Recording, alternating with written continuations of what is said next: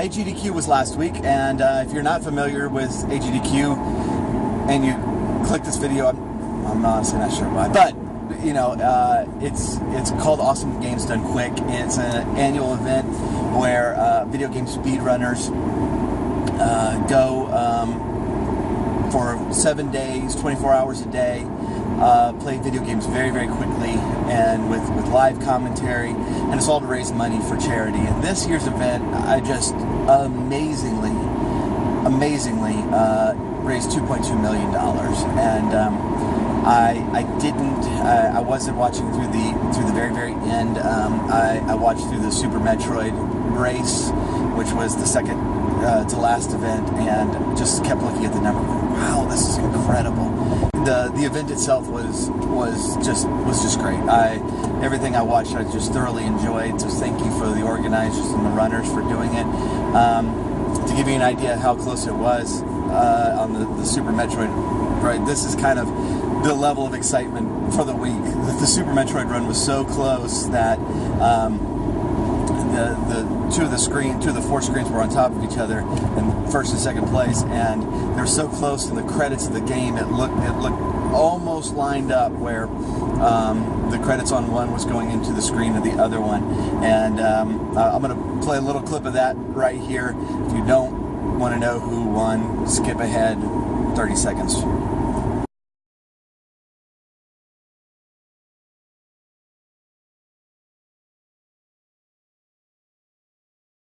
So the whole week was just amazing. The reason I wanted to do this video is because of something I heard, and I know this person was not alone in saying this,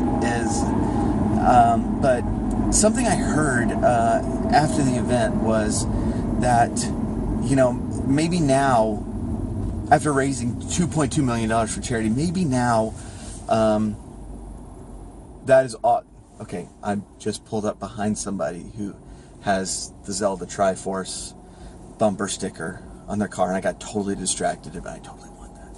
I ran into this guy online, and he was saying that, you know, maybe now after raising $2.2 million, you know, the world will take gamers seriously. And you know, and it's true that, you know, a lot of us, a lot of us old gamers have grown up, and those of us who started on the Nintendo are now, you know, getting middle-aged, and even those who are starting on the PlayStation 1 or Xbox are getting to adulthood and have jobs and can donate money to charity.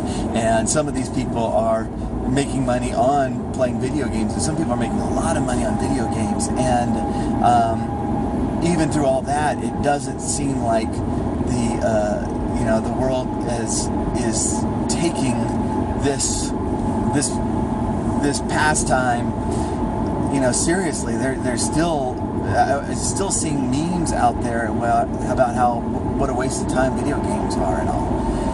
But I want to say this: raising money, using video games to raise money for charity doesn't justify playing video games. Okay? I mean, and this is the thing that I think as gamers we need to understand, is that all these things that we're saying, you know, over the years to try to justify playing video games, that's not what's going to do it. That's not what's going to justify video games. The people who think it's a waste of time are not going to think that all of a sudden it's not a waste of time because a group of gamers, and I wasn't there, a group of gamers met in a place and raised money for charity. But I mean, this is what we do all the time. I mean, if there's an activity that truly is just a mind-numbing waste of time, that activity can still be gathered together in a place and raise money for charity. And that doesn't mean that people should suddenly start doing that activity. That doesn't mean that, you know, and so, all right, let's just say, all right, watching paint dry. There's a group of people who like watching paint dry. and they really like it, and a lot of us are saying, dude, that's totally a waste of time, and they're like, no, it's not, it's fun. And then they get together and they have this national thing, and they get together and they watch paint dry for 7 days, and they raise money for cancer research. That does not mean that all of a sudden watching paint dry is not a waste of time. That does not mean I'm going to, put my son in front of a wall and go, hey, just start getting good at this. And let me say this, that if the charity aspect is what makes it not a waste of time, then everything I did as a gamer on my NES was a waste of time. Because, to my knowledge, there wasn't a lot of charity going on back then. We were all 10. And so, I think when we try to justify a pastime with something outside that pastime, then it really becomes about in this case the charity aspect of it, and not about actually what we're doing. And the instinct is in all of this, and this is not limited to gamers, but I think that we have a special place in society because our pastime is so relatively new, and when it first started, it was associated with laziness, with lack of ambition, and I mean, to this day, there are gamers who are lazy and not ambitious, and it's harder to be lazy and have basketball as your pastime. Let's be honestly,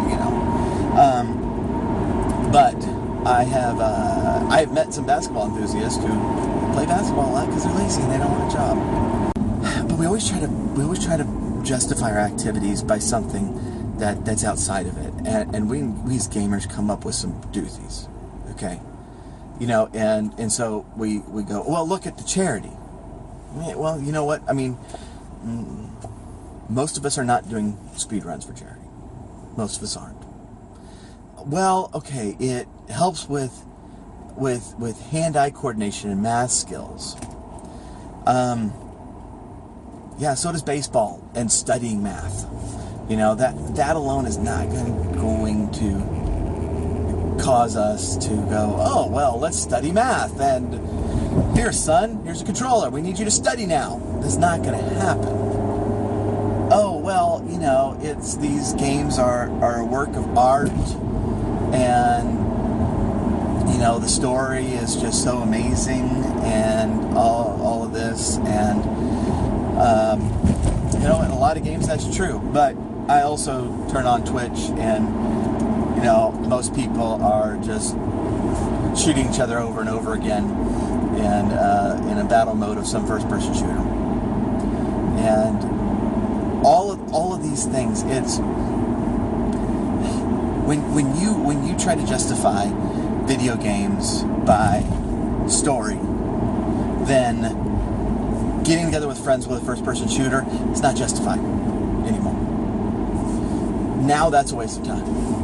When you try to justify it by the charity, then those of us who play recreationally aren't justified anymore. Now it's a waste of time. And I think as a Christian in the Christian community, there's additional pressure on it because there's so many other charges of immorality and corruption in video games, and then you can justify that by pointing to a video game that doesn't have any of that stuff. But now you have made it so that even if you're playing like Final Fantasy VII, because it has some cussing in it, is no longer justified. We need to justify our playing of video games for what it is, and that's difficult to do because there's such a wide variety of games. and each one appeals to on a different in a different area for a different reason. I mean, if you've watched my videos about games in the past, I am just a die-hard JRPG fan. That's pretty much all I play, except to put in some old Mario Brothers, or I have just an amazing fondness for Battlefront 2. That's pretty much the only first-person shooter I play, and I love that game. But the reason I like Battlefront 2 is different from the reason that I like Final Fantasy games. And so it's very different justification for each one. I do like the art. I do like the story. And you know what? Sometimes I just like to pass the time, to relax a little bit by putting in Battlefront and just shooting some stormtroopers. And you know what? That should be justification enough. Because unless you're going to take the hardline stance that leisure time cannot exist, that every second of the day has to be used for something amazingly constructive, then first of all, I want to take a look at your schedule. I want to see what you're doing, because I don't think you can keep that up for very long.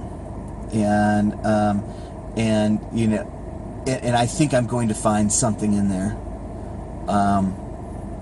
about fishing or sports or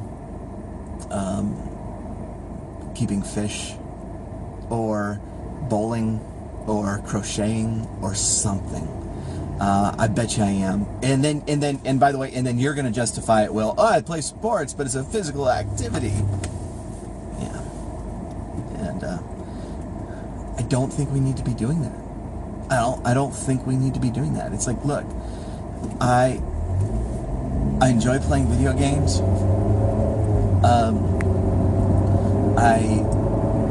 I have a job. I take care of my family. I spend time with my kids, and I also play video games as recreation, and I very much enjoy it. In the end, AGDQ is an amazing outgrowth of a community that enjoys the same pastime, and kind of in the same way that we can have, someone might have a charity martial arts event or a charity basketball event. It's a gathering of people who have the same interests and the same pastime, and used for a good cause. And it's amazing. It's great. I love it. I will very, very often watch old speed runs and GDQ events, and am super impressed with the people who run these games, and I really appreciate them doing it, and the organizers from organizing it. Keep it up. I'm ready for SGDQ this summer. I'm ready for AGDQ next year. Keep it up. But let's not also pretend like it's doing something that it's not. Look, if you have friends or family that think that playing chess is just this amazing use of time in video games or not, what they probably enjoy chess, and they probably don't enjoy video games. It's really funny how we always think that our own interests are just great uses of our time, and other people's interests are not. I ultimately don't think that we need to be going down that road. Play chess, dude. It's cool. Play basketball. Go bowling. Pick up crocheting. It's good, man. While you're doing that, I'm probably going to go play some Battlefront, because it's been a long day, and it's really relaxing.